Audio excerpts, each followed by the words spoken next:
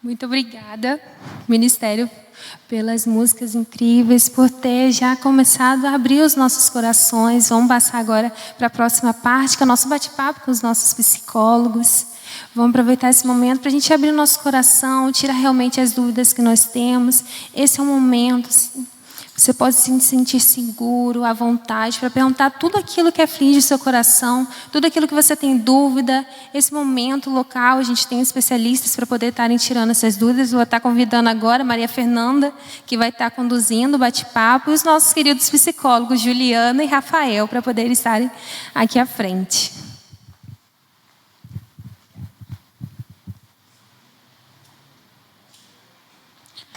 Muito boa noite, igreja. Gente, vocês estão vendo aqui o QR Code? Se vocês tiverem com o celular, vocês botam aqui no QR Code, que vai no Google Forms, que vai tirar dúvidas de vocês. Vocês vão direto numa plataforma para vocês escreverem as dúvidas. E vão aparecer lá, anonimamente, não precisam, então não vai ter microfone para vocês falarem, podem ficar tranquilos. Então pegue o telefone de vocês. Ao decorrer do nosso bate-papo, se vocês tiverem alguma dúvida, escreve e envia, que vai estar aparecendo a pergunta para a gente e a gente vai estar tirando, ok? Então vamos nos assentar. Primeiramente, queria dizer sejam bem-vindos ao nosso retorno da Arena Central. Queria pedir que vocês se apresentassem, né? Primeiro, para o pessoal conhecer vocês, conhecer um pouquinho do trabalho de vocês. Pode começar, Juliana. Eu passo a honra para o meu amigo aqui, Rafael. Pode começar, Rafael. Oh, meu Deus. As damas primeiro, né, gente? Por favor. Os homens primeiro, gente. Os homens? A maioria aqui eu já sei que é menino, então vai concordar comigo, né? Acho que não concordaram. Oh, meu pai. Gente, meu nome, para quem não me conhece, é Juliana. Eu sou psicóloga há mais ou menos 15 anos, trabalhando na clínica. A minha história com a psicologia começa exatamente desse jeito. Diagnosticada com depressão logo na infância. Tenho, transtorno pós-traumático. E desde então a psicologia tem sido assim um caminho que eu escolhi, vivendo o que eu vivi, passando o que eu já passo, já passei. E isso é uma luta diária para quem viveu esse tipo de sentimento. Então, diante disso, a gente sabe como é difícil falar de tristeza, como é difícil falar sobre a tristeza, sobre quantas vezes a gente chorou escondido ou quantas vezes tivemos vergonha das pessoas ou até de comunicar, de falar, contar alguma coisa, achando que ninguém vai entender, ninguém vai compreender a gente. Mas eu quero que, diante disso tudo, nós saiamos daqui, eu, vocês, pessoas melhores, pessoas que tenham certeza, através das dúvidas que vocês vão tirar e tudo que a gente vai conversar aqui, que saiam com a certeza de que tem jeito para isso. Vocês não estão sozinhos. Saiam daqui com a esperança de um futuro que há uma vida em que a gente queira viver nela. Isso é o mais importante. Então, hoje, eu tenho certeza que o Rafael concorda comigo, que a gente veio para construir uma relação, uma conexão com vocês. E espero que vocês confiam, em nós dois aqui, em todos nós, que vamos trocar também experiências. Acho que eu estou falando muito, né? Acho que eu estou falando muito. Eu vou deixar o Rafael falar. Vamos compartilhar nossas experiências com segurança. Opa, o negócio até pifou. Então, compartilhando experiências, que eu acho muito rico isso para nós aqui, E deixa eu terminar de falar só um negócio, vou concluir a apresentação. Eu sempre falo que a questão da prevenção do suicídio, ela é como se fossem várias mãos em trabalho. É um trabalho de várias mãos. Por que, Juliana, que é um trabalho de várias mãos? Porque a gente não consegue segurar esse fardo sozinho. Mas esse assunto é muito pesado. É pesado mesmo. Morrer dói. perder um ente querido dói. Quantos enlutados devem ter aqui? Eu fico pensando, não é? Então, quando a gente pensa que a prevenção do suicídio, ela é uma mão, ela é um trabalho de várias mãos, é uma forma da gente dividir esse fardo para que ele fique mais leve, para que a gente saia mais leve, para que... É isso. Muito obrigada a todos. Quero dizer que é uma honra muito grande estar aqui. O convite da igreja me deixou muito feliz. É uma honra muito, gente, muito grande estar aqui mesmo. Quero agradecer a todos pelo convite. Espero voltar mais vezes. Obrigada. Pode ir, Rafael. Pode ir. Gente, boa noite, tudo bem? Está me dando tchau? Olá, Alice, tudo bem? Gente, é muito estranho estar aqui, né? Porque eu frequento essa igreja já há bastante tempo. Então, acho que é a primeira vez que eu estou aqui no púlpito, né, no palco, tudo mais, para poder falar. Mas é um assunto muito bonito. Acredito que a Juliana também, né? Acho que quem realmente escolhe fazer psicologia e viver a psicologia, você acaba amando, porque é uma área tão bonita. É uma área que a gente acaba acessando a dor do outro, mas poder auxiliar o outro, ver a melhora do outro, gente, isso não tem preço. O que me fez apaixonar pela psicologia, já sou formado, já tem não tanto tempo como a Juliana, né? Mas em breve vou ser. Estou já formado por volta de 3 anos. Desde que me formei já atuo, sou psicólogo clínico, trabalho em uma clínica. E o que eu mais sou apaixonado pela psicologia é essa questão da reflexão. Acho que a possibilidade da gente refletir e traçar possibilidade de novos caminhos, isso é incrível. Às vezes a pessoa vem entristecida, às vezes a pessoa vem literalmente destruída. E você vê ela se erguer, você vê ela traçando novos caminhos, você vê ela se modificando. É coisa muito linda, gente. É dolorido, acho que para a gente também, né, Juliana? A gente precisa realmente se tratar, porque o que a gente escuta, o que a gente vê, mas acho que para tudo, né? Para a honra e glória de Deus, acho que a gente está lá, né? A gente se fortalece todos os dias, tratando também, né, gente? Você quer falar alguma coisa? Eu agora? Então, eu concordo plenamente. É só uma ressalva, então, né? Já que você comentou, isso é muito importante, né? Não sei se alguém vai perguntar sobre tabu na psicologia, né? A gente vê muito isso. Mas quem é psicólogo, psiquiatra, isso aí é tudo coisa de maluco, né? Mas nós, psicólogos, também nos tratamos. É imprescindível trabalhar tratando a nossa mente também, porque a gente tem que estar bem para cuidar das outras pessoas. E não só isso, a gente tem que também orientar nossos pacientes e explicar como que funciona e passar por todo esse processo também, né? Foi o que até você falou aqui. Exato. É muito importante a gente ressaltar isso. Acredito que a gente vai falar sobre tabu também hoje, né? Já eu espero, gente. Pode mandar as perguntas. É anônimo, gente, pode mandar. Já que a gente já começou a falar de tabu, então eu já vou perguntar para a Juliana quais são os tabus dentro desse tema de suicídios, dentro desse tema do Setembro Amarelo. Pode falar um pouquinho para a gente, que a gente sabe que tem bastante. Certo. Uma das coisas que dói mesmo no dia a dia é você ouvir certas coisas de pessoas que não têm noção do que é a dor invisível, né? Essa dor da ideação suicida, dos planos. É quando as pessoas falam... Não sei se vocês já ouviram falar... fulano quer aparecer, porque se ele quisesse se matar, ele dava um tiro no coração. Já ouviram, né? É um tabu, é muito difícil ouvir isso e ficar quieta, né? Porque não é bem assim. Então, são frases que a gente ouve no dia a dia e que deixa a gente muito assim desamparado. Imaginem uma pessoa passando por um sofrimento emocional muito grave, ouvir isso. É a coisa é uma desesperança, um desamparo enorme. É um tabu que a gente enfrenta. É um dos exemplos de tabu que a gente enfrenta hoje em dia. São essas falas que a gente ouve até na mídia mesmo, na internet, está cheia dessas coisas. E acabam virando fatores de risco para quem está vulnerável ao suicídio. O mito também é essa questão que eu falei, gente, sobre se tratar, né? Pedir ajuda é muito Nem sempre é uma coisa, é uma tarefa fácil, né? Até estraguei o microfone. Principalmente para os homens. Eu não sei se vocês sabem. Gente, tô falando muito, né? Fala você agora. Não, pode falar.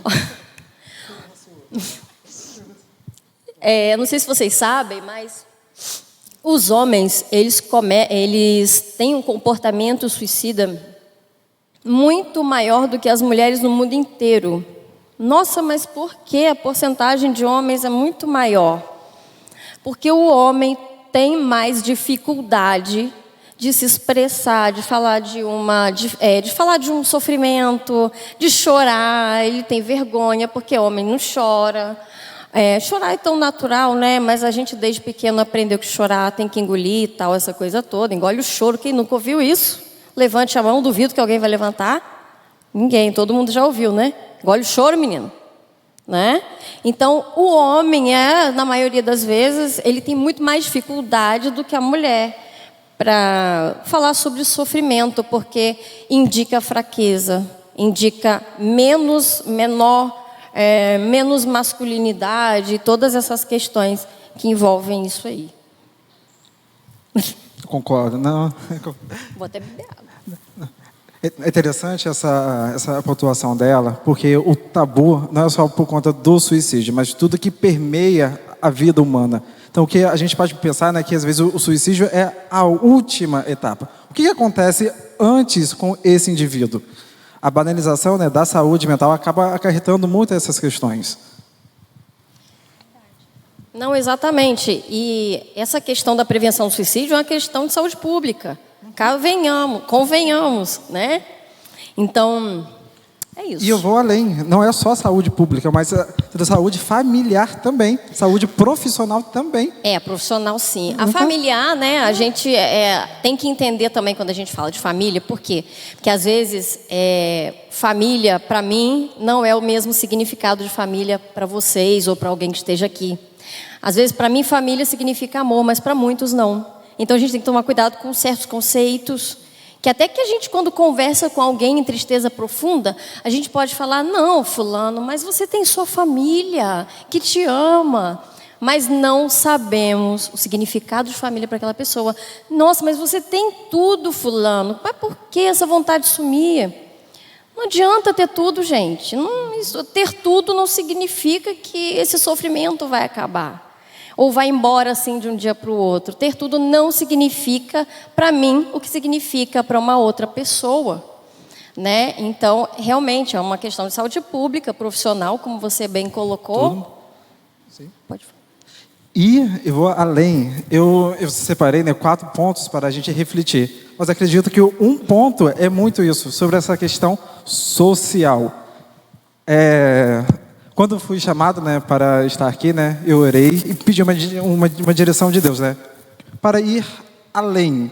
Porque às vezes a gente fala muito da prevenção quando tem algum caso da família, um caso, né, de amigos, etc. Aí eu parei, refleti. Algo que é interessante da psicologia é essa possibilidade da gente ir além. Eu falei assim, acho que a gente está errado. Acho que a gente precisa ter a cultura da prevenção. A gente não precisa chegar a um ponto para pensar na prevenção. O que a gente está realmente fazendo? E quando você fala sobre o tabu, me vem muito essa questão do social. Né? Acho que o nosso maior manual é a nossa Bíblia. Estava lendo, né? Estava refletindo, né? Como que está exatamente o nosso social? Onde que eu estou realmente frequentando? Quem são realmente os nossos amigos?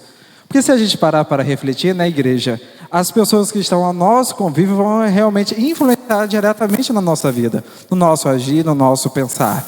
Se eu estou em volta de pessoas que possibilitam milagres, consequentemente eu vou ter um pouco mais de saúde, seja minha saúde espiritual, seja minha saúde emocional. Porque, às vezes, muitas pessoas tendem a separar o humano em várias entidades, em várias partes. Mas não, nós somos um corpo. Nosso corpo, ele é fisiológico. Nosso corpo, ele é emocional. Nosso corpo, ele é físico. E nosso corpo também, posso falar, porque eu estou aqui na igreja, né? Ele também é espiritual. Então, quando eu estou em contato com boas pessoas, auxilia a minha saúde mental. Isso acaba sendo uma cultura da prevenção. Me lembra muito uma passagem, provavelmente alguns de vocês devem saber, né? Se eu não me engano, está em Marcos 2, que tem um paraplégico durante um bom tempo e ele quer muito ter o contato com Jesus, né, para ele ser curado. Mas Jesus estava na cidade lá, né, cheio de gente, e ele não conseguia, o paraplégico não conseguia chegar em Jesus. Então ele teve 4 amigos, falou assim: cara, a gente vai te levar até Jesus. Pegou o paraplégico, pegou a maca, subiu em cima da casa, no telhado, abriu o telhado e falou assim: Jesus, aqui. E eu pergunto para todos vocês: vocês têm amigos assim? Que contribuem para a saúde de vocês? Já fica a minha primeira reflexão. Porque isso, querendo ou não, é um debate sobre o suicídio. É um debate sobre a saúde. Verdade. Essa questão que você falou, da questão social, é muito séria mesmo. Inclusive, a gente quando fala em suicídio, a gente pensa: nossa, qual é a causa disso, né? Não existe uma causa única para o suicídio. O que existe é uma causa multifatorial, que não é uma, são várias causas. Então, independente de como, de quem, de quando, é multifatorial. Como o Rafael muito bem colocou, o nosso corpo, o nosso físico, ele não, hoje em dia, né, depois de muitas pesquisas e tal, muitos anos se passaram, e hoje entende-se que a nossa mente, ela não é separada do corpo. Então, quando nós temos um problema, vamos supor, uma cárie no dente, você vai aonde? Dentista. Uma dor na perna, você vai no clínico, no médico. E já a dor emocional, as pessoas falam, alguns casos, né? Vamos para o pior aqui. Mas isso vai passar. Você tem que ser forte. E aí a gente faz o quê? Nada, né? Fica esperando passar, esperando ser forte, e as coisas vão acontecendo. E quando vai ver, já está com ideações suicidas, que são ideias, né? Planos. E quando vai ver, o tempo passou. Então, essa questão do ambiente em que nós estamos é tão importante, gente. Como você falou, quem são os nossos amigos? Quem são as pessoas que andam com a gente? Quem são as pessoas que entram na nossa casa? Né? Será que são pessoas que estariam com a gente até o final? Né? Independente de ser família ou não, porque muitas vezes é o que eu falei, às vezes amigos tem significado diferente para mim, para vocês, família também. Mas uma das causas do suicídio não deixa de ser uma questão também social. Como eu falei, multifatorial. É social, genética, biológica. Biológica, genética, social. E você sabe mais algum? Não, né? Então tem muitos fatores, gente, que envolvem essa questão. Mas a gente não falou de onde vem esse negócio de setembro, né? A gente não falou sobre isso. Vocês sabem de onde vem o Setembro Amarelo? Porque só fala disso em setembro, né? E todo mundo morre o tempo todo, o ano inteiro, e a cada 45 segundos, eu ia falar mesmo, segundos, morre uma pessoa. E aí a gente só fala disso agora, né? Alguns. Nós aqui que estamos aqui, não, tenho certeza. Mas vocês sabem o que é? Setembro Amarelo? Bem, no Brasil, a Associação Brasileira de Psiquiatria disse que foi criado aqui em 2015. Mas eu fiquei sabendo de uma história, gente, que deu todo o sentido para o Setembro Amarelo. Para mim, né? Não sei para vocês. Lá nos Estados Unidos, nasceu um menino em 77 chamado Mike Ellis. Mike o quê? Fala para mim. Mike Ellis é outra coisa. Mike M, gente. Um rapaz de 17 anos. Que é um rapaz comum, uma família estruturada, tinha tudo. Né? Uma família assim, perfeita. Uma maravilha, uma maravilha. Se você conhecesse ele, você não diria que o cara é um cara que tem vulnerabilidade para isso aí. E aí, um belo dia, esse cara sonhou em comprar um carro, aí comprou um carro, 17 anos, hein? Comprou um carro, comprou um Mustang, ficou um tempão investindo no Mustang, consertou o Mustang, pintou ele de amarelo. E um belo dia, seus pais encontraram esse rapaz, o Mike, morto dentro do Mustang amarelo, com uma carta dentro do carro.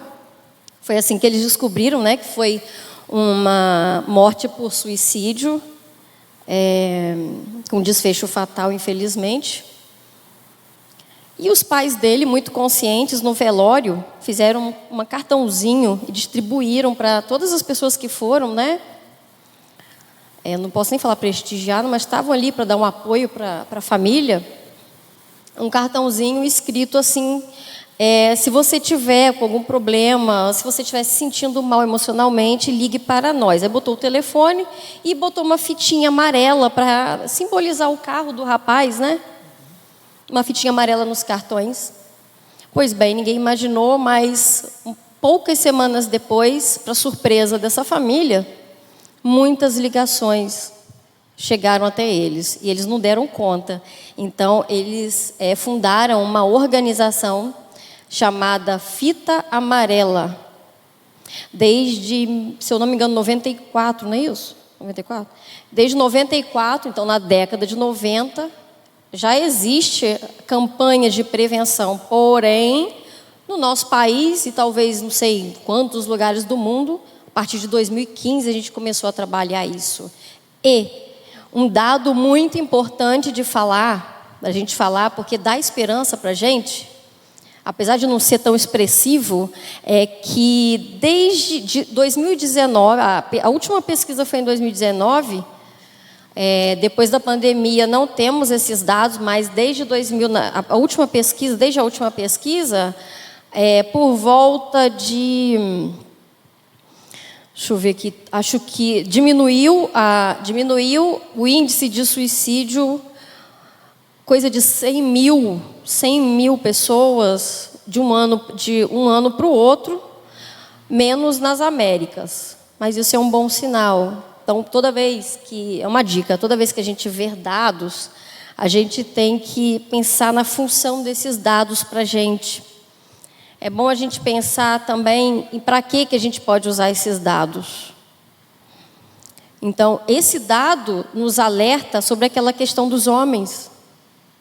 Porque aí ficou claro também, eu li sobre isso aí, nessa mesma pesquisa da OMS, foi a última, que os homens morrem mais que as mulheres. Gente, a escala é muito grande de um para o outro, não é brincadeira.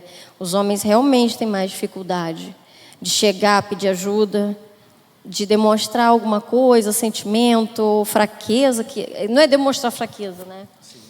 Mas demonstrar de alguma forma que se sente sozinho, né? Você está fazendo sinal para mim por quê? Para eu parar de falar, né?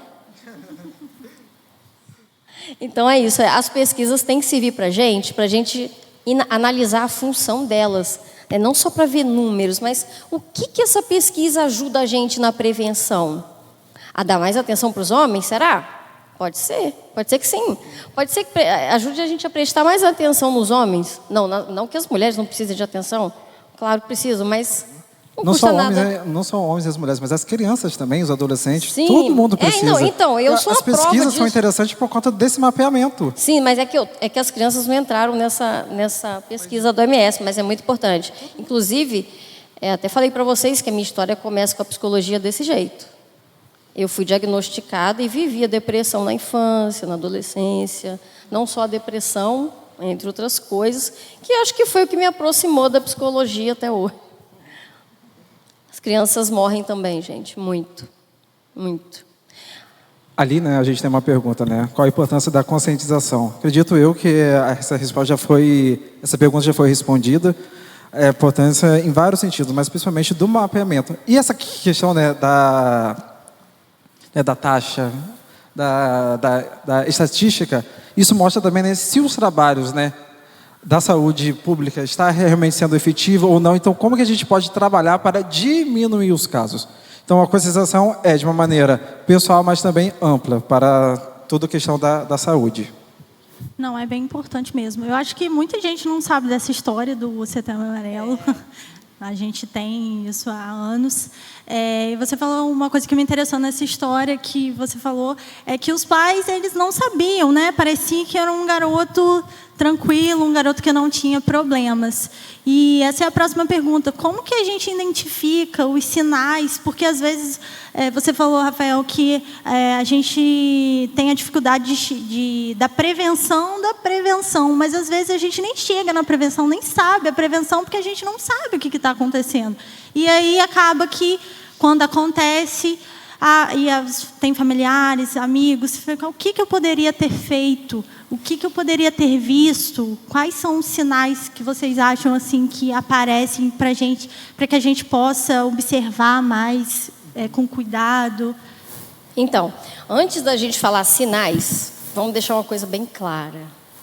Os sinais existem, porém, você falou uma coisa muito, muito séria.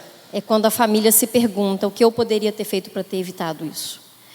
E eu posso chegar a lembrar de um mito. Um dos mitos é que a OMS, inclusive, coloca isso como verdade absoluta e não é. Vocês já ouviram isso? 90% dos casos de suicídio poderiam ter sido evitados. Vocês já ouviram falar disso? É um equívoco. Esse dado, se a gente avaliar, ele faz com que uma família enlutada corra um risco muito maior também da vulnerabilidade ao suicídio. Então, imagina a culpa que a gente, que uma pessoa que, um pai, uma mãe, um avô, uma família, amigos, enfrentam essa dor assim. Falando de sinais, prevenção ao suicídio não é só sinais. Prevenção ao suicídio é mais que isso. É entender o que aquela pessoa que você acha que está triste, você olhou, bateu o olho, nossa, fulano está tão mal. Aquela pessoa que está sempre alegre e de repente desaparece. Fulana está sempre bem, nossa, ajuda todo mundo, pensa em todo mundo, pensa tão pouco nela, né? E de repente a pessoa some. E depois volta feliz, né? É um período de isolamento aí, né? Então a gente tem que entender assim, que os sinais estão aí. A gente vai falar alguns, é muito importante, né? Mas a gente não pode se apegar muito a isso. Porque os sinais muitas vezes não aparecem. Como o do rapaz, como o do Mike, não apareceu. Inclusive, ele ganhou até um apelido na rua dele, que era... como é que é o nome? Mustang Mike, né? Até sofreu um certo bullying.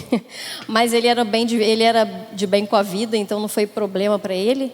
E isso acontece todo santo dia, com pessoas que estão tão perto da gente. E mais, é muito mais difícil identificar os sinais quando as pessoas são da nossa família, quando são pessoas muito próximas a gente. Por exemplo, amigos muito próximos, irmãos. É muito mais difícil identificar os sinais que a gente vai passar para vocês. Então, vamos pensar na prevenção como um ato diário, porque o suicídio acontece todo dia. E não é só quando a pessoa apresenta sinais que a gente fala, né? A gente ouve por aí, a OMS estipula. Isso é muito relativo, vai de uma pessoa para outra. Isso é muito relativo. A gente tem que entender e aprender a ouvir também o choro, suportar o choro dos outros, do outro. Suportar o choro, ao invés de falar, fulano, para de chorar. Não chora por isso. Vai ficar tudo bem. Isso não é nada. Não é assim, não. Porque essa pessoa vai parar de chorar ali, mas ela vai se esconder para chorar. É pior ainda. E por mais difícil que seja, também não é julgar essa pessoa. Exatamente. Essa pessoa está num momento de fragilidade, né? Às vezes chega querendo um auxílio e recebe o quê? Uma patada? Então ela vai o quê? Só se fechando. Então é realmente essa questão de um auxílio, uma escuta qualificada. Isso não precisa ser psicólogo, não. Isso é questão do ser humano, isso é uma questão de empatia. Perfeito, perfeito. E a gente fala assim de empatia, né? É um termo que está na moda, né? Mas não é um negócio muito fácil de fazer. Empatia não é só viver a dor do outro, é se colocar no lugar dele como se fosse você. Experimenta sentir esse negócio. Sabe quando a gente faz uma oração e pede perdão a Deus e vem aquele arrependimento, da gente chorar de arrependimento? E se ajoelhar e pedir, implorar a Deus, é aquilo. A gente chora pela dor do outro também. Isso é se colocar no lugar. Chorar pela dor do outro. Sofrer também, junto. E eu espero, assim, que a cada dia a gente possa procurar entender o próximo, procurar entender quem está próximo da gente. Os que não estão tão próximos, mas são conhecidos e a gente percebe, né, uma dor emocional muito forte. E a gente sabe que tem uma coisa ali que a gente pode fazer para ajudar, para conduzir aquela pessoa a uma ajuda efetiva, que é o quê? É um atendimento qualificado, gente. A gente vai fazer nosso trabalho ali para ganhar tempo. Porque a gente precisa de tempo para levar essas pessoas, ou para conduzir essas pessoas a um atendimento de fato efetivo e qualificado, apropriado, adequado, que ela realmente precise. E quando a gente fala de se colocar no lugar do outro, ouvir o choro, acolher esse choro, não é fácil. Suportar esse choro não é fácil. Mas eu penso que quando a gente não precisa, como você falou, não precisa ser psicólogo para poder fazer isso. Não precisa ter passado por isso para saber o que é. Sim. Né? Você quer falar mais disso? Eu acho que a gente pode simplificar uma situação.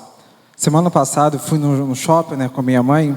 A gente foi bem tarde no Boulevard, por volta das 9 horas, né? Lá tem várias lojas, claro, que é um shopping, mas tem os quiosques. É quiosque que fala, né? De loja também. A gente passou em um quiosque, né? A mulher virou e falou assim: aqui um perfume. Ele falou assim: boa noite, tudo bem? Era 9 horas. Na hora ela parou. Fez assim: eu estou bem. Você acredita que eu estou aqui desde 2 horas e ninguém me perguntou se eu estou bem? Você é igual a mim, então. Conta, fala. Cláudio não me deixa mentir. Aconteceu a mesma coisa comigo. E vou te falar até qual foi a loja IS no meio do shopping. Eu fiz a mesma coisa porque eu fiquei com pena assim, das meninas ali, poxa, oferecendo, ninguém pegava. Aí eu parei e falei: oi, boa noite, tudo bem? Tudo bem? Aí, conforme a gente foi conversando, eu fui falando: nossa, você é excelente vendedora. Eu reconheci o que ela estava fazendo ali, porque é tão difícil. Exatamente. Poxa, olha só, gente, desde a gente passeando 2 horas. e ela ali ralando, né? E você pensa também na pessoa ali. O trabalho também é um fator de risco. Então não custa nada. Sim. E entra nessa questão, né, da cultura da prevenção da prevenção. Às vezes o que ela precisava escutar era: gente, uma pessoa me perguntou se eu estou bem. Estou aqui trabalhando o dia todo tentando vender. Não sei se bateu a meta e ninguém me perguntou se eu estou bem. Às vezes essa pessoa ganhou o dia ali. Às vezes o trabalho estava uma droga e ali floresceu. Você não me deixa mentir que não aconteceu isso comigo? Fala, sim. Sim, aconteceu. Igualzinho. Não, eu acho que isso é interessante. A gente pode devolver, né, para eles. Vocês têm essa cultura de perguntar para os outros se está tudo bem? Porque isso, querendo ou não, é saúde. Vocês perguntam? Pensa, igreja. Independente de onde vocês estão indo, independente de onde vocês estão frequentando, o outro tem as demandas dele. Às vezes o outro não vai realmente ficar chorando no seu ombro, mas só você perguntar: cara, você está bem?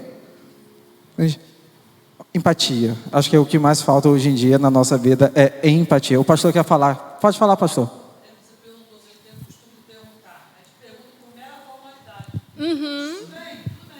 A resposta sempre é: tudo bem.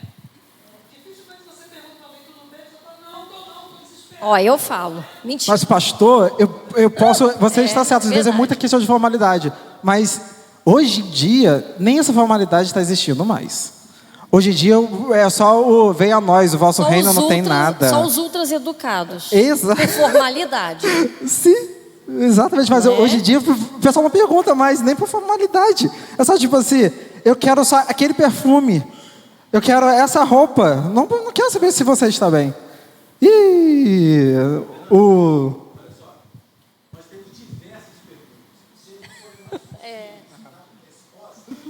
Eu que psicólogo gosta de falar, psicólogo gosta de falar. Escuta e fala. Não, isso para mim é comum. Tá, obrigada. Isso para mim é comum, eu sempre ouço isso. O Rafael falou, né, sobre a empatia, sobre essa questão. Eu acho que essa é uma forma também de abordar alguma pessoa quando a gente percebe esses sinais.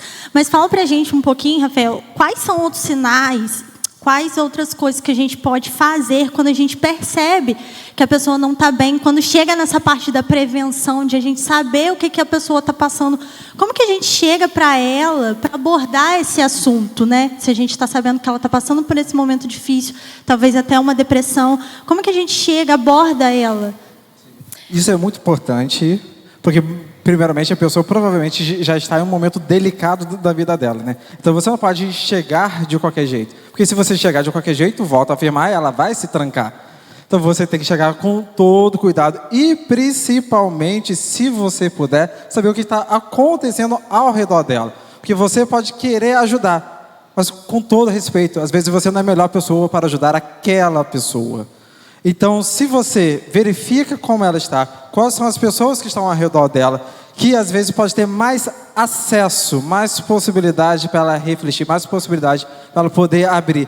E se essa pessoa que pode ser o seu auxílio, ser uma pessoa qualificada para escutar e direcionar, pode ser uma via interessante. Mas se você achar que você pode conduzir essa situação, volto a falar sobre a empatia e o não julgamento. Entende? É saber escutar, saber conduzir e principalmente saber direcionar. Não é apenas escutar, gente. Fala assim, você escuta, você elabora e você fala assim, você precisa de ajuda. E às vezes não é ajuda apenas de um psicólogo, às vezes é ajuda de um psiquiatra. Aí a gente volta na primeira questão do tabu. A gente está aqui, né, numa sociedade multi. Um precisa ajudar o outro. Entende?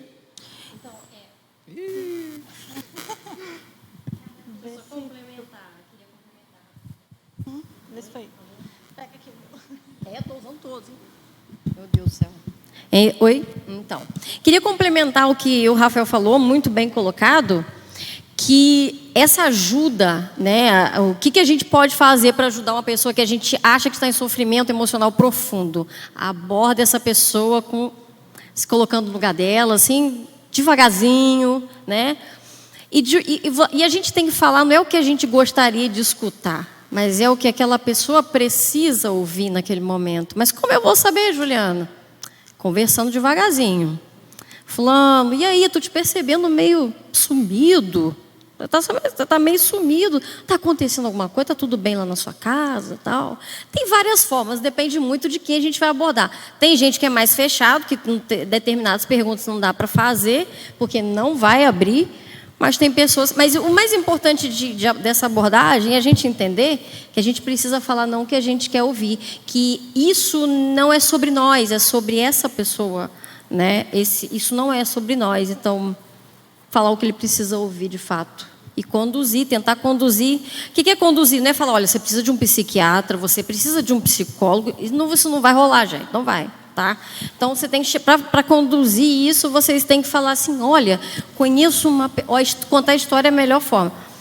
Uma prima de um amigo meu passou por isso que você está passando, essa tristeza horrível, esse trauma, mas olha, ela consultou assim, um profissional da saúde e hoje ela vive uma vida tranquila, normal. Isso não é mentira, tá, pessoal?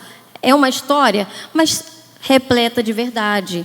Então é fácil, é só falar a verdade. E a gente tem que dar exemplos para essas pessoas assim, que existe esperança, existe um futuro e sim uma vida que a gente queira viver nela. Sim, existe. Mesmo que hoje muitos não queiram. Tem esperança, sim. É isso que a gente precisa abordar aí, né? Verdade. Terminei.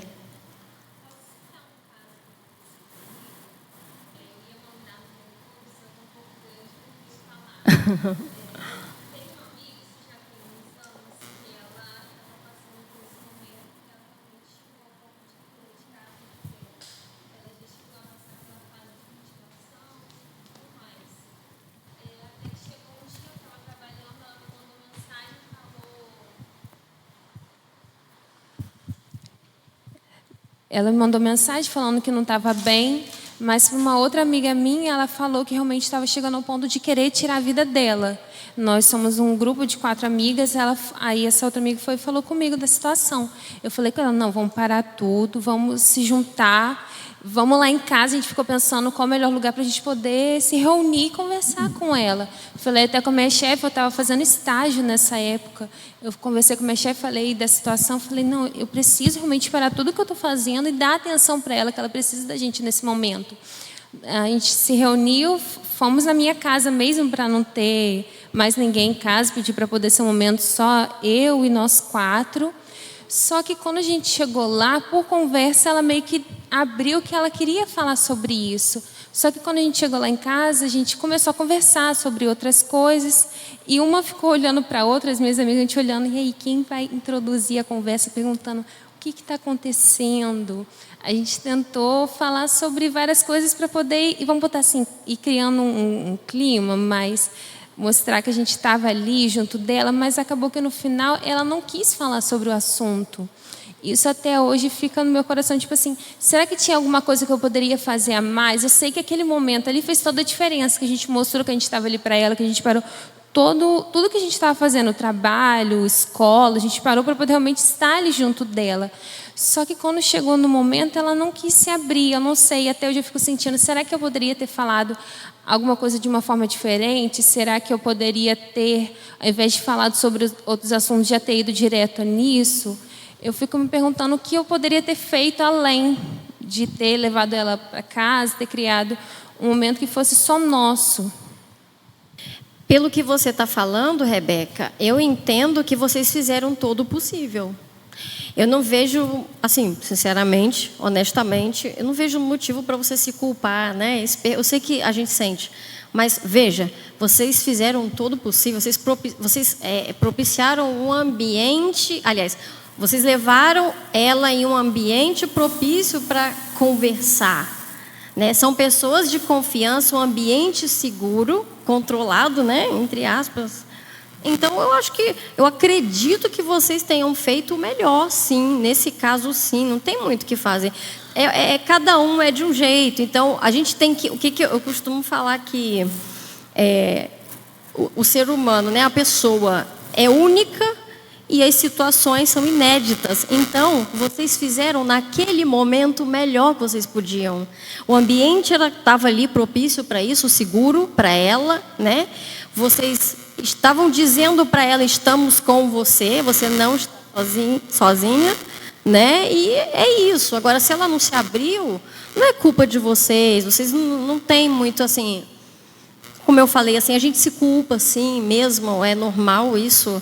E só por curiosidade, qual foi o desfecho? Ela ficou bem? Ela procurou ajuda?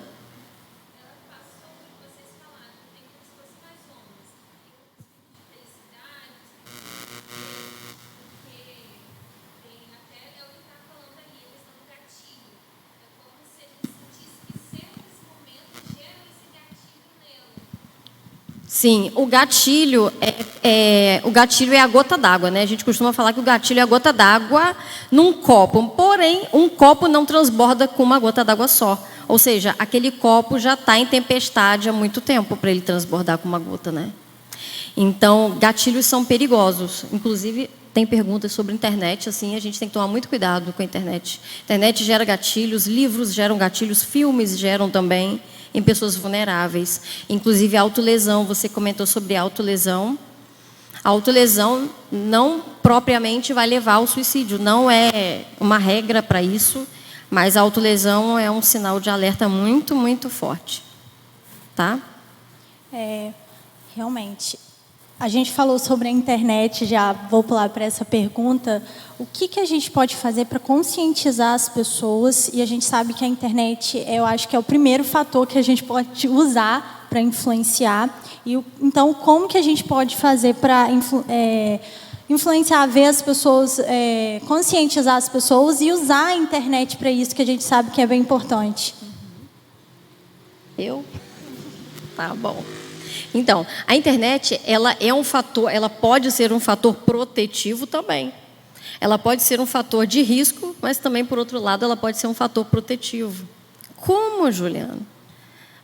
Vídeos como esse que estão sendo gravados, que está sendo gravado aqui, é um fator protetivo. Quem assistir vai entender, ou quem quer ajudar vai ajudar alguém, e quem está passando por isso vai entender que não está sozinho, existe esperança e um futuro que ela queira viver dentro dele. Outro fator protetivo na internet é a gente ver coisas que contribuam para a nossa vida, é a gente não pesquisar coisas que vão machucar, né? É uma questão de consciência, mas não dá para generalizar, porque cada um é de um jeito, né? Eu tive uma paciente, eu vou contar essa história, não vou falar nome, obviamente. Eu tenho uma paciente que ela tentou suicídio 2 vezes. Imaginem, pasmem, ela tem uma cantora que ela gosta muito, uma cantora internacional, e ela foi pesquisar a vida dessa cantora. Se identificou muito, que ela sente as mesmas coisas, não sei o que lá, e ela começou a pesquisar mais a fundo o que é depressão, como que ela fazia, tarará, tarará, e ela começou a se autolesionar.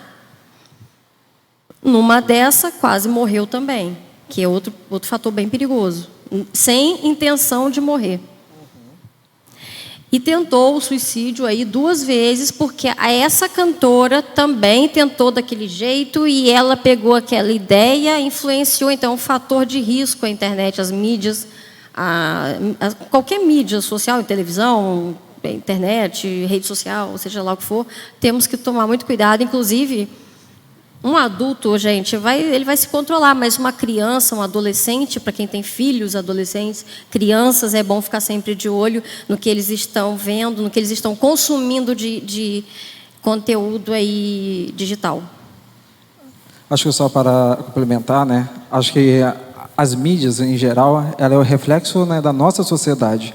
Então, a gente precisa ter discernimento em saber qual conteúdo a gente está consumindo. Se a gente pegar o nosso Instagram, o nosso TikTok, ele tem o algoritmo. Então, isso é um alerta para os jovens. Como que está o seu algoritmo? O que está chegando para você? Se chegou um conteúdo que possivelmente te deixou angustiado, que te deu um gatilho, você pode colocar lá, não tenho interesse. E que você vai começar a tendo essa redução de danos. E se você teve esse alerta, um gatilho, um angustiado, e se fizer terapia, vai para a terapia. Entende?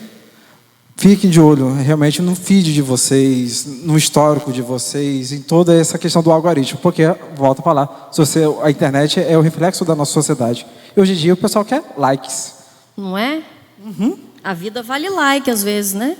Se fulano não curte, eu fico triste porque a pessoa não gosta de mim, né? Então temos que pensar bem sobre isso, qual a função da internet na nossa vida, qual a função das redes sociais na nossa vida. Se está trazendo problema, se está trazendo tristeza, vamos deletar esse negócio, ou vamos excluir essa pessoa, vamos parar de seguir essa pessoa, esse perfil. Né? A gente tem uma mania de se comparar também, começa a autoestima caindo, daqui a pouco aquela tristeza. E pode levar, sim, a um prognóstico péssimo. Isso entra rapidinho. É um assunto extenso, né? Não, isso entra, né? Essa questão, né? Que a rede social ela libera muito serotonina. Às vezes, quando você tem um pico de serotonina, né? Vem e depois desce, você tem essa questão da depressão. E pode vir essa questão da cobrança. Então, o que a gente precisa olhar também? As nossas questões fisiológicas. Volto a perguntar para vocês, já que esse momento é reflexivo, né? A gente tem uma médica, né? A Arcana está ali, né? A fisiologia é muito importante, né? Como está as nossas vitaminas? Às vezes o pessoal fala assim, gente, é só emocional. E a vitamina D, onde está? Não é, gente. Exatamente, perfeito. O nosso corpo é uma máquina. Então a gente precisa verificar tudo isso. Tudo faz parte de um complexo. Quando chega um paciente com, assim, ele já chega com o diagnóstico do Google, né? Às vezes, né? Olha, Juliana, eu vim aqui porque eu tenho depressão. Tudo bem. Mas você fez exame de sangue recente? Eu sempre pergunto isso. Porque a gente precisa avaliar a tireoide, a B12, a D, a D5. São vários aspectos na saúde, na biologia, na química do nosso corpo que também influenciam o nosso cérebro, o nosso emocional. Por isso que no início eu falei que o corpo não está separado da mente hoje mais. Graças a Deus por isso. Eu acredito, a gente tem uma pergunta aqui que é: qual a diferença entre a tristeza profunda e a depressão? Acho que vocês responderam, né? É questão de como saber se a pessoa realmente está com depressão ou se realmente é uma tristeza profunda. Sim, a gente chegou até a responder. Então, a depressão, gente, ela é nem sempre, vamos lá, rapidinho, nem sempre toda pessoa que tem depressão vai ter um comportamento suicida. Nem sempre. Nem sempre todo depressivo vai ter um comportamento ou ideação suicida. E nem sempre toda pessoa que tem ideias suicidas serão depressivas. Então, a depressão é um transtorno psiquiátrico que precisa ser tratado como qualquer outra doença. E o suicídio é uma doença também, a gente precisa tratar. É isso. Eu faço o adendo, né? Com muita delicadeza, mas eu faço esse adendo de que ficar triste também faz parte da vida. É isso aí.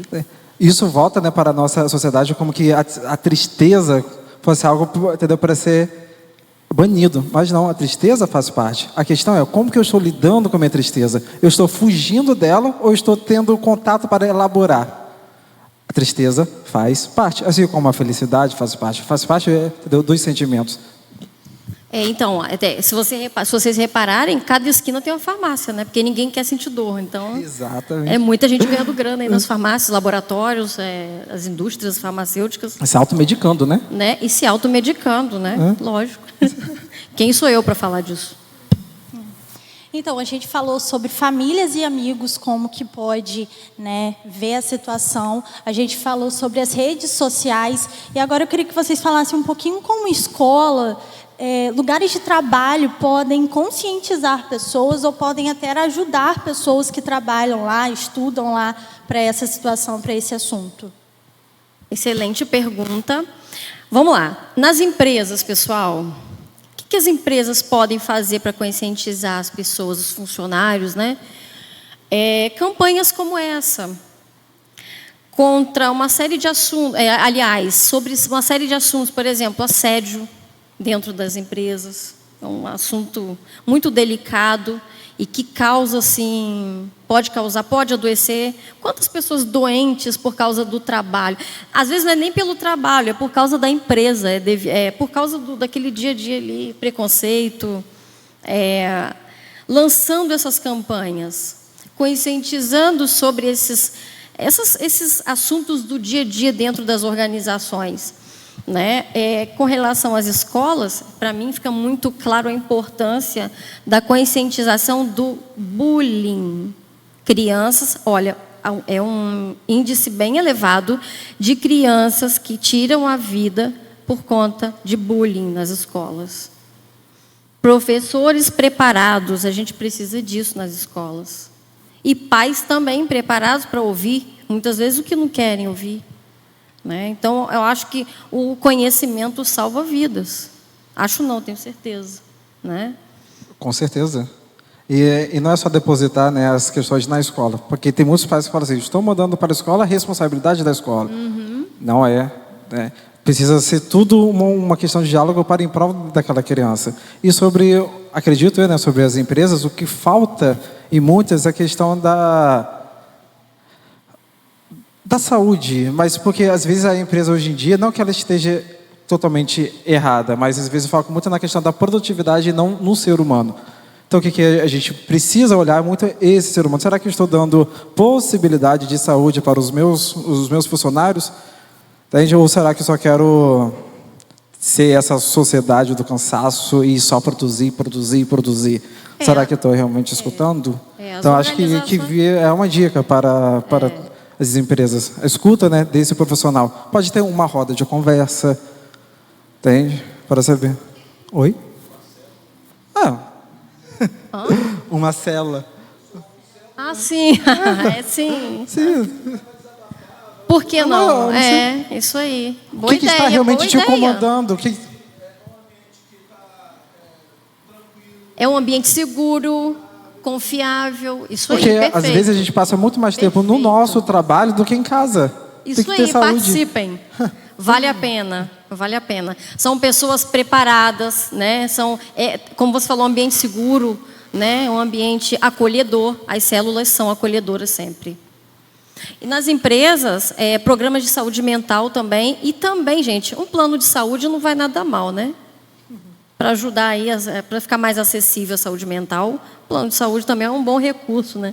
Tem vários, gente, tem vários, mas vamos para outra pergunta, então. Acho que agora o nosso horário já está estourando, Que né? isso? Acaba que horas? Meia-noite é cedo, né, gente? Meia-noite? Ah, tá cedo. bom, tá tudo bem. Tá tudo Eu nem certo. sei que horas são, mas... Mas a gente pode encerrar com uma última pergunta. Diante de alguém em Só mais risco... duas, só mais duas. Só mais duas, então. Mas... Então vamos lá. Não, Juliana... Que a gente verdade. conversa, né? Não, Acaba porque falando. exatamente... Conversa. Você quer fazer uma pergunta? Ah, ela quer fazer. Pode fazer. Oba! Senão ela responde. Olha só, que maldade. Não, gente, eu sou uma pessoa educada. Deixar Então que eu deixa vou você. ser. Gente, boa noite. Eu tive, a minha infância também eu tive depressão. Eu tentei suicídio, mas graças a Deus eu não fui. Essa doença é horrível. A gente só vê as coisas no preto e no branco. Mas eu, desde o momento que eu aceitei Jesus, que eu procurei, né, aprofundar no amor da misericórdia, eu botei aquilo na minha cabeça, porque quem tenta suicídio, o pensamento daquela pessoa morreu, acabou. Mas não. A carne, ela vira pó. O espírito, ela volta para Deus. E a alma, ou é um inferno. Quem se mata, infelizmente, vai para o inferno.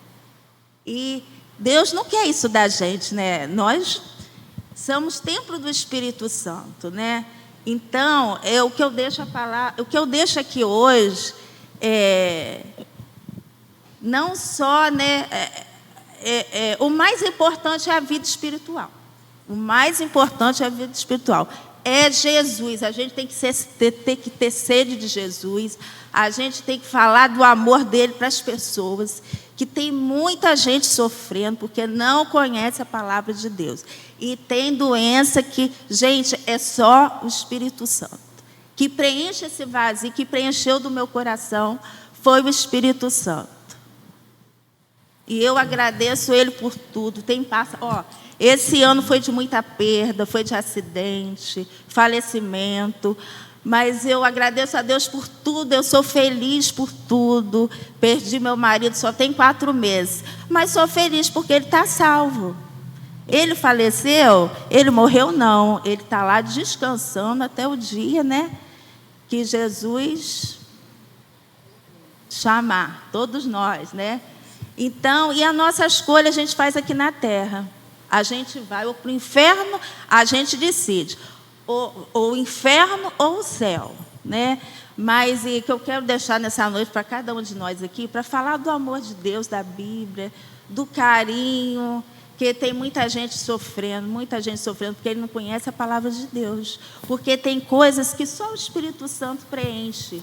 A bebida vai preencher por um instante.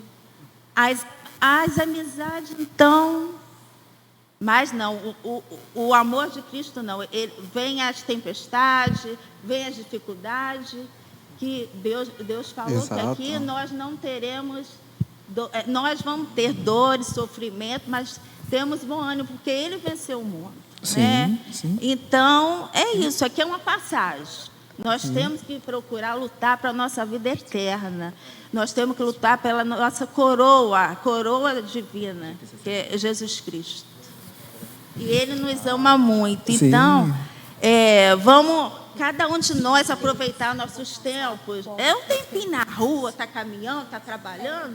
Vamos falar um pouquinho do amor de Cristo. Porque foi o amor de Cristo que me libertou. Porque eu tomei remédio, eu fiz tratamento com psicólogo, com psiquiatra. Mas eu ainda continuei com aquele vazio no meu coração. E o que me preencheu foi o Espírito Santo. Que líder, qual é o seu nome? Lúbia. Lúbia? Lúbia, que testemunho bonito, parabéns. Isso me lembra uma questão, né? Acho que, volto a falar, né? Já que eu estou aqui na igreja, eu posso ter esse tipo de comentário, né? A gente tem o nosso CID, o nosso DSM, que é o nosso livro de patologias, né? Porém, o que a de vermelho está segurando, você pode levantar para mim? A sua Bíblia, Gente, esse é o manual da vida também. Se você olhar, ali está escrito, o que os seus olhos estão vendo? Onde você está caminhando? Entende? O que aconteceu com Jó, né? Ou seja, você está renovando a sua vida. Está ali, testemunho, né? Mas a gente precisa adiantar, né? Você quer falar alguma coisa? De preto também, né? Vamos. Eu sou a filha dela, sou Silvana. Olha, não parece. Lupe, você está bem, parabéns. Jesus. Realmente, quando a gente tem a vida cristã de fato, o Senhor, Ele renova nossas forças. Mas mesmo que a gente esteja com Cristo, a gente esteja no caminho, que é o caminho do Senhor, que é o único caminho que leva à salvação, nós também temos problemas, nós também temos angústias, a gente passa por situações difíceis, nós passamos por mortes, passamos por injustiças, decepções, angústias, tudo isso. E mesmo que você seja um cristão de verdade, você hoje, graças a Deus, você pode pedir ajuda. Você pode pedir ajuda do seu pastor, você pode pedir ajuda do seu líder de células, você pode pedir ajuda ao psicólogo, você pode fazer uma terapia. Eu fiz. Exato. Eu sou cristã, eu nasci numa família cristã, mas esse ano foi um ano muito difícil para mim. Como ela falou, teve morte, teve acidente, teve decepções, teve prisão de um familiar meu. Tudo quanto é coisa ruim aconteceu comigo. Me desestabilizou. E eu não consegui mais lidar sozinha com aquilo. Voltou? Aí voltou. Eu tive o apoio da minha igreja, eu tive o apoio do meu pastor, coisa que muita gente não tem, infelizmente. Eu tive o apoio da minha família, tive muitas pessoas também, mas o fardo ficou tão pesado para mim que eu busquei terapia. E eu sou cristã, mas eu busquei terapia. E errada não está. Não estou. Errada e eu tenho um está. Deus, mas eu busquei terapia. Porque da mesma forma que eu sei que Deus cura, Ele cura o que Ele quiser curar. Mas Ele também nos trata. E Ele também abençoa pessoas da área da saúde para nos abençoar. Isso é muito importante, né? Porque se a gente for para falar, para refletir, Deus é perfeito. Qual é o seu nome? Ana? Silvana. Muito lindo o testemunho, Silvana. Obrigado.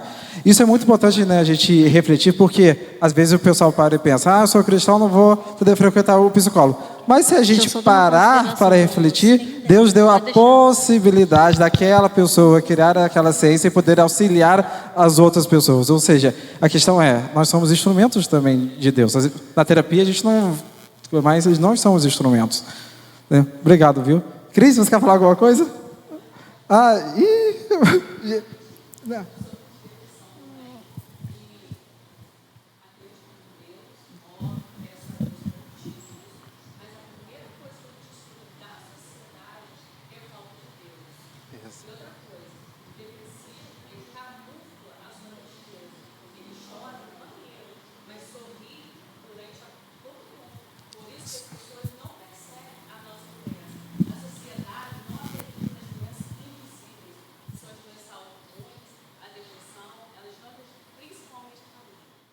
Exatamente. São os mais próximos, né?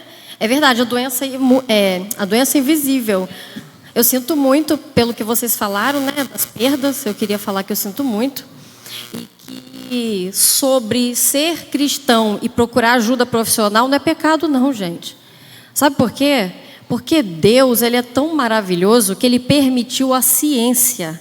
Se existe alguma ciência hoje nesse mundo, é permissão de Deus. Então, qual é o problema se a gente procurar um profissional da saúde?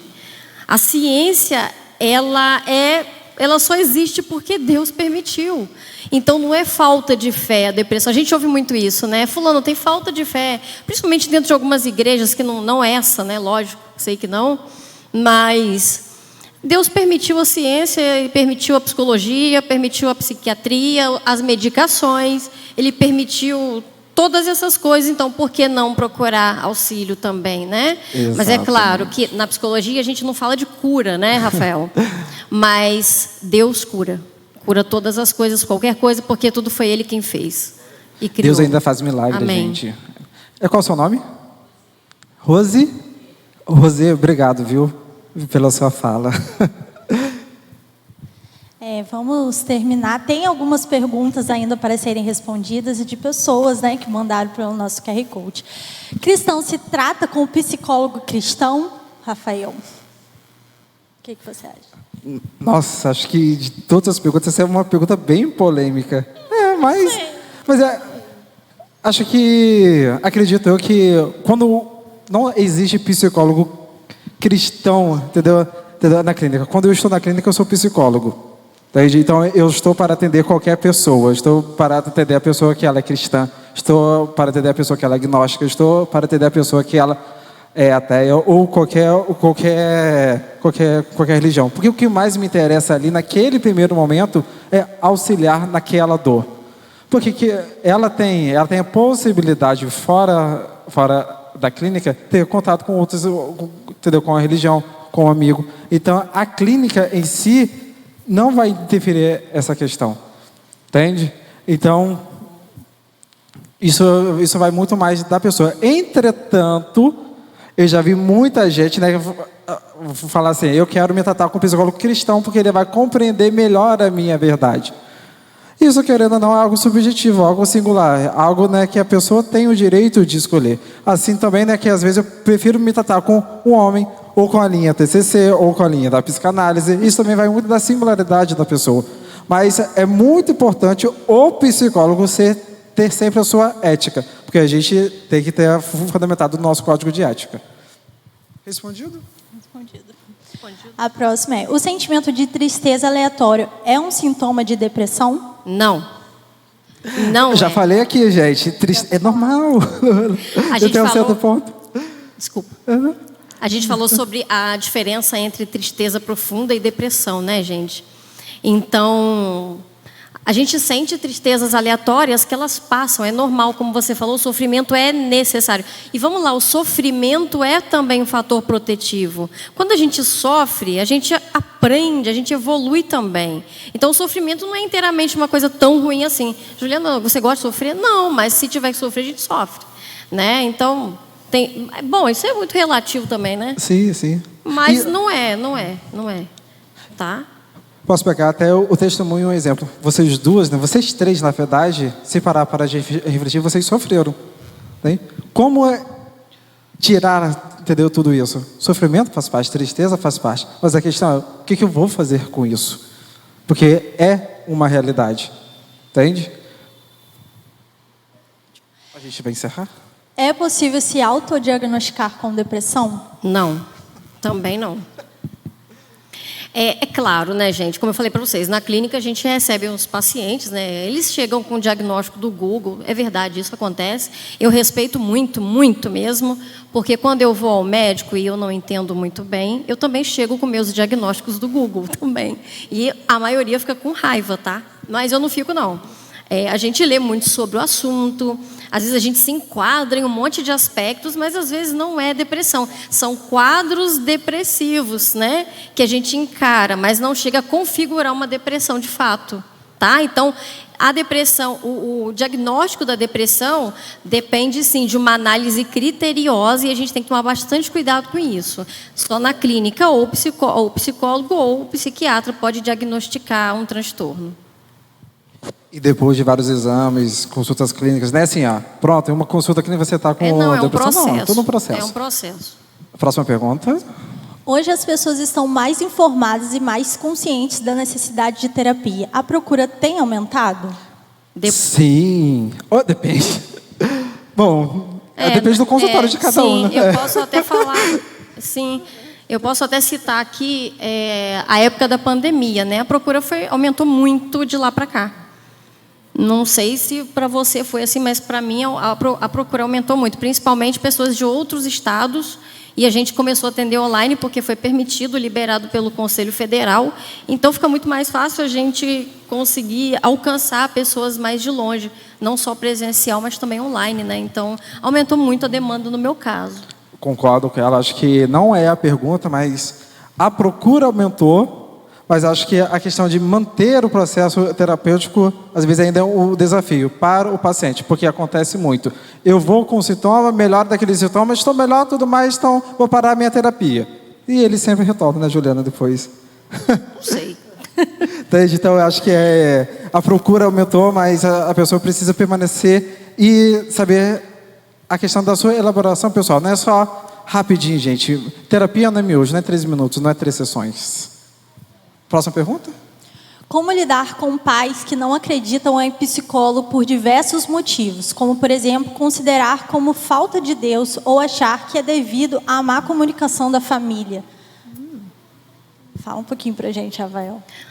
Então, como lidar com pais que não acreditam em psicólogos? Vamos lá. Primeira pergunta ali, estou vendo várias ali. Pais que não acreditam em psicólogos, a gente tem que psicoeducar nossos pais. Mostrar para eles que, de fato, funciona. Algumas abordagens. Mostrar a abordagem que mais se enquadra. O que é abordagem, Juliana? É a linha que a gente trabalha dentro da psicologia. Eu tenho uma, o Rafael tem uma. Então, procura que mais se adapta a você e mostra aos seus pais casos de que deram certo, pessoas conhecidas que vão também. Isso é uma boa ideia. Você tem alguma outra? Não, né? Psicoeducar seus pais é a melhor forma de conscientizar também. Sim. E, entendeu? Se você não conseguir, né? Eu não sei quem realmente mandou essa pergunta. Se você não conseguir, eu sugiro você, com todo o respeito, ter um pouco de paciência. Porque às vezes, né, você é menor de idade, você não tem acesso ao psicólogo por conta, entendeu, dos seus pais, mas depois você vai conseguir ter o acesso. Porque às vezes é muito bonito essa fala. Vamos conscientizar nossos pais e mais, mas às vezes tem os pais que não se conscientizam, né? Então o que eu faço com isso?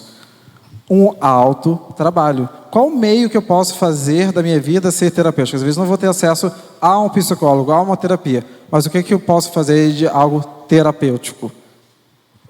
E a gente pensa naquela balança, né? O que me faz, o que me protege e o que me faz ficar mais vulnerável, né?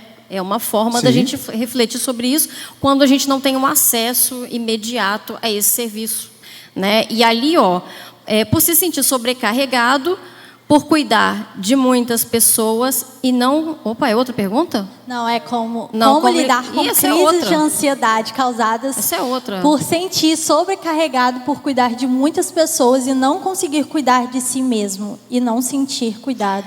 Vamos lá, crise de ansiedade. Pessoal, ter uma ansiedade forte não significa que estamos em crise de ansiedade, tá? Crise de ansiedade, a gente configura aí 3 vezes na semana crise mesmo, de paralisar, de sentir muitos sintomas físicos, tá? Pensamentos que a gente não quer, intrusivos que a gente fala, né? Crise de ansiedade é assim, são 3 no mínimo por semana. Ansiedade forte, aquela que desanda a vida da gente, acontece, mas é de uma forma natural, porque a ansiedade, ela nos protege também. Exatamente, né? O o medo nos protege, a ansiedade nos protege. E ali a pessoa fala sobre estar sobrecarregado por cuidar de muitas pessoas e não conseguir cuidar de si mesmo. Foi até o exemplo que eu dei aqui, não sei se vocês lembram, mas essa pessoa que falou isso, ela é vulnerável sim ao suicídio. Porque pessoas que pensam muito nos outros e não têm tempo de cuidar de si mesmo são pessoas que uma hora vão pifar, vão mesmo. Então, precisa se cuidar. Eu indico que busque terapia, sim. Não é falta de fé, gente, não é. Temos mais perguntas? Culpado pelos outros. Deixa eu ver. Quais as maiores dificuldades e desafios que vocês veem para uma pessoa com depressão aderir ao tratamento e terapia? Acho que já foi pontuado aqui, né? Em diversos sentidos, né? Principalmente, às vezes, a questão da família, que às vezes a família não apoia, não acredita. Tem a questão do tabu. Eu sou homem, não vou procurar ajuda. Eu sou homem, eu sou autossuficiente. Coisa. Às vezes as mulheres também, né? Podem achar, não quero abrir a minha vida. Eu conheço uma pessoa que fala assim, se eu fosse no psicólogo, eu só ia falar mentira. Entende? Então, tem muito essa questão. É o estigma de, vai lá, você vai gastar seu dinheiro para bater papo. Não é bem assim, não. Não é bem assim mesmo, né? A gente Não é trabalha... conversa, gente, é elaboração de vida. Não, a gente trabalha com ciência, técnica e etc e tal. Então, a conversa, ela não é uma conversa de irmão, ela não é uma conversa de amigo, de colega, ela é uma conversa de raciocínio clínico, então é uma conversa qualificada. É toda uma diferença nisso aí. E falou ali sobre aderir ao tratamento, significa que a pessoa está em tratamento, né? Exatamente. Então eu vejo, no meu caso, lá no consultório, eu vejo alguns pacientes que têm dificuldade, têm depressão, de aderir. Por quê? Porque eles ainda estão na tríade da depressão, ou seja, a visão de mundo negativa, a visão de futuro negativa, ou seja, não tem futuro para mim, eu não vou, tal, não vou dar certo, não existe jeito. Não... Então, a visão negativa de si mesmo, dos outros. Então, entro nessa parte aí. É mais difícil de mexer, mas a gente trabalha as crenças. E volto a falar também, né, sobre essa questão da fisiologia. Entende? Porque, volto a falar, às vezes a pessoa não consegue permanecer no tratamento, né, às vezes não é por uma questão só emocional, porque ela não está conseguindo por conta da fisiologia dela, está faltando vitamina. Para a gente encerrar, né, porque essa foi a última pergunta, né, eu deixo uma reflexão, né, para as pessoas. Nós somos um complexo. Eu gosto de dividir, né, no meu estudo para vocês, né, eu gosto, né, de dividir. Nós somos corpo físico, nós somos a nossa mente, nós somos nosso social e também, gente, como a nossa amada irmã comentou, a gente também tem o nosso lado espiritual. Entende? Não adianta eu tratar apenas uma parte. A gente precisa tratar essas 4. Tudo bem?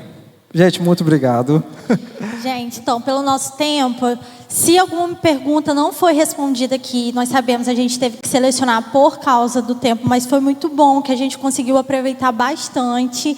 Mas eu sei que o Rafael e a Juliana vão estar disponíveis. Então, se alguma pergunta que vocês fizeram não foi respondida aqui, eu tenho certeza que eles vão estar disponíveis para responder as dúvidas de vocês. Então, a gente agradece muito a presença de vocês. Foi uma honra receber vocês aqui. Foi um momento muito bom. Eu espero que para vocês também tenha sido. Então, a gente encerra. Muito, muito obrigada mesmo. Eu que agradeço. Foi uma honra para mim receber o convite da igreja. E eu estou muito feliz, gente, muito feliz mesmo. Obrigada pela presença de todos, pelo convite, principalmente. Fiquei muito feliz. Estou ingressando nessa igreja ainda, não sou membro ainda. Pretendo ingressar, vocês me aceitam? Sim. Já estou logo, estou apressada, né? Estou logo perguntando, já fiz o curso, hein? Então vamos lá. Beleza, obrigada, gente. Valeu. A gente também está muito feliz. Vou passar a palavra para o Fernando, para a gente encerrar. Sim. Só se for agora. Esse aqui está falhando. Eu acho. Som. E aí, gente? Olha para a pessoa que está do seu lado aí. Olha bem no olho da pessoa. Olha bem no olho dela e fala assim: faz um pix de R$1.000 para mim. Fala para ela. Faz um pix de R$1.000 para mim. Amém? Faz aí, Júlio. Ó. Pessoal aí do lado aí, ó. Um pix de R$1.000. Amém. Meu CPF, gente. Eu vou chamar aqui o Ministério de Louvor para vir aqui para frente. Queridos, nós não podemos deixar de falar um pouquinho da palavra do Senhor. Nós temos uma personagem muito importante na Bíblia, é aquela que é a nossa regra de fé e de prática, e o profeta Elias, ele tem um exemplo de vida muito impactante para nós. Aqui a Silvana, as irmãs aqui, vários irmãos falaram desse nosso lado espiritual, e como corpo de Cristo, nós precisamos entender que quando um sofre, o outro sofre.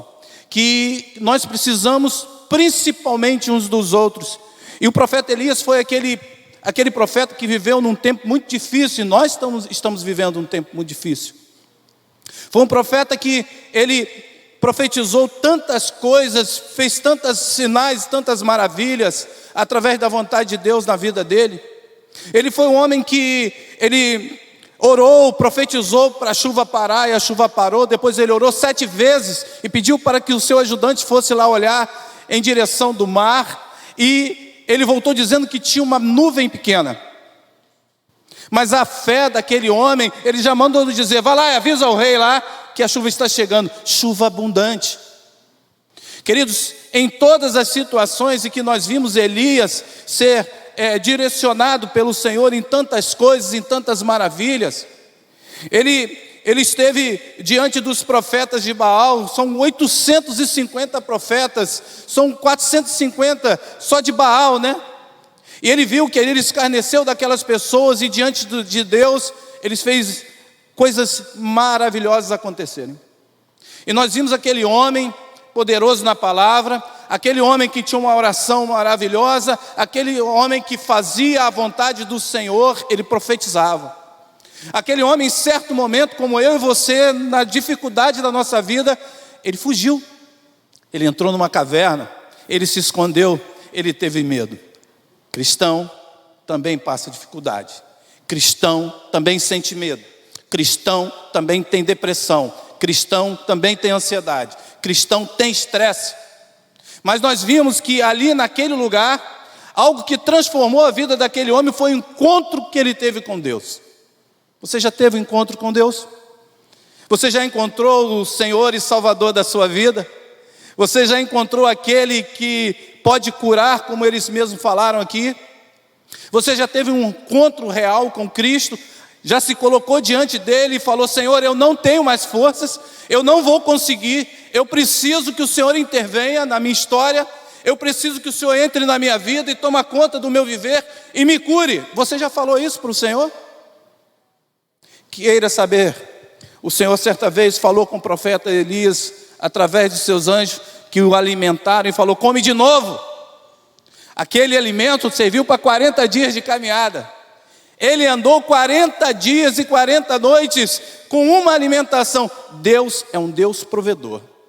Creia que a aflição que porventura você está passando, creia que a dificuldade que você está vivendo, querido, Deus pode todas as coisas.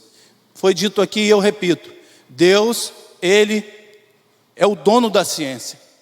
Foi Ele quem, a sua palavra poderosa, fez com que a ciência evoluísse tanto e nós tivéssemos pessoas capacitadas para nos ouvir nos consultórios. Mas eu quero dizer aqui uma palavra para a gente estar terminando. Nós somos um corpo, nós somos uma comunidade, nós precisamos nos amar, nós precisamos ouvir uns aos outros, nós precisamos gastar tempo de audição, falar menos e ouvir mais, nós precisamos dar o ombro, nós precisamos entender o choro, nós precisamos entender que quando a pessoa diz que está doendo, você precisa ouvir e entender que está doendo. Compreenda a dor do seu irmão. Nós tivemos aqui um tempo maravilhoso. Quero dizer que nós podemos até continuar esse bate-papo no outro dia. E se você quiser uma consulta, eles são membros aqui da igreja, pode vir aqui que a gente vai ter um projeto aqui, né, em breve, para poder atender todos os irmãos. Vamos nos colocar de pé? Nós vamos estar louvando o Senhor. O pastor vai vir aqui, nós vamos estar orando. Eu sei que você tinha outras perguntas para fazer. Eu sei que aí na sua cabeça estava passando 1000 coisas, mas o tempo, né, infelizmente não nos dá essa possibilidade aqui. Mas nós teremos essa oportunidade. Amém? Vamos louvar o Senhor e depois nós estaremos orando. Obrigado por vocês. Deus abençoe. Muito obrigado. Amém. Aleluia. O amor do Senhor não falha, né? Como nós estávamos passando aqui, né? Eu não ia compartilhar, mas eu vou compartilhar. Eu faço terapia. Eu vou ao psiquiatra. Como ela falou, eu sou portadora de uma doença invisível. Sou portadora de dor crônica, fibromialgia, que causa a depressão. E eu vi que eu sou cristã, mas eu vi que eu precisava, até mesmo pelas pessoas que estão ao meu redor. Porque a dor faz a gente ficar mal-humorado, faz a gente ficar agressivo. E eu estava fazendo isso com os meus filhos. Eu estava descontando nos meus filhos algo que eu poderia tratar. Então eu faço terapia, eu tomo medicação. E eu confio em Deus e eu deposito as minhas ansiedades, as minhas dificuldades nele. Porque eu tenho a certeza, como diz essa canção, o amor dele não falha. Pode vir um vento forte, pode vir o que for, mas o amor dele não falha. Amém? Então vamos declarar isso, em nome de Jesus.